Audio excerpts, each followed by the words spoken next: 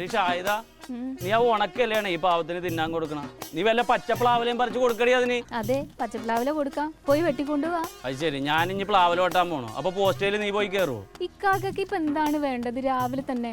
എടി നീ വന്ന് ഭക്ഷണം താടി, എനിക്ക് പോണോടി. അതെ, അടുക്കളയിലെ പണിയും ചെയ്യണം, മോന്റെ കാര്യം നോക്കണം, അതിന്റെ ഇടയ്ക്ക് ഇതേ ഇങ്ങനത്തെ കുറെ സാധനങ്ങൾ ഇതിനെ നോക്കണം.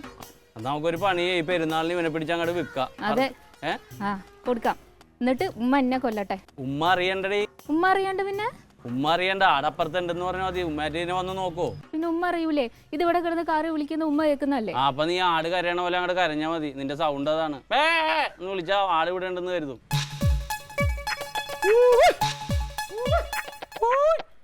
ആ കനകനാണ്. വാ വാ വാ. കണ്ട പ്ലാവല കൊടുത്തപ്പോ തിന്നണ്ട. ആ വാ കനക. അതെ, എന്താ രാവിലെ തന്നെ മുട്ടനാടുമായിട്ട് ഗുസ്തി? ഒന്നുമില്ല, നല്ല സ്നേഹമുള്ളവനാ.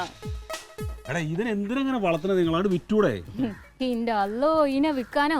ഇത് ഇക്കാന്റെ വാപ്പയല്ലേ? ഒറ്റ പെടയാൻ പറ്റിയെന്നാണല്ലോ. അതെ, ഉമ്മ ഇവന് വാപ്പാടെ പേരായിട്ടേക്കണ കാലിതെന്ന്. ഇപ്പൊ ഇതിനെ നോക്കണ്ട ചുമതലാവുക്കാനല്ല, അതിന്റെ കലിയാണ്. പക്ഷേ ഉണ്ടല്ല, പേരെന്റെ വാപ്പാടേണേലും മോറ് ഇവളുടെ വാപ്പാടേണ്. കനുവൊന്ന് നോക്കിയേ. വേണ്ടാട്ടാ, അപ്പൊ അവക്ക് പൊള്ളി. അതെ, എന്ത് ചായതാ? ചായ എടുക്കട്ടാ.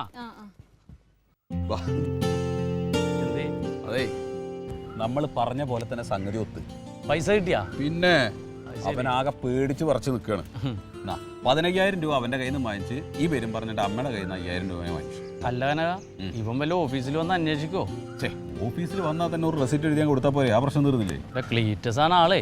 ക്ലീറ്റസ് ആയതുകൊണ്ട് എന്താണ്? നാട്ടുകാരെ മുഴുവനെ പറ്റിച്ച് നടക്കുന്ന പാർട്ടിയാണ്. ഒരു ദിവസം അവനെ പറ്റിച്ചു എന്ന് വിചാരിച്ചു ഒരു കുഴപ്പമില്ല. നീ ആദ്യം കൊണ്ടുപോയിട്ട് കാര്യം നടത്തും.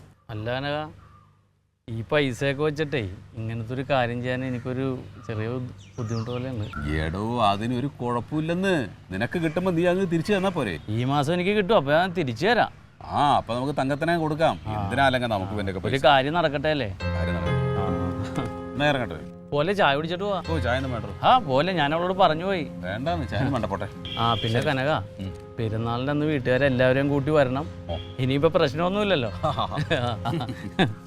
ശരിയാ, ഞാൻ വരാട്ടാ അങ്ങോട്ട്. ആയിക്കോട്ടെ.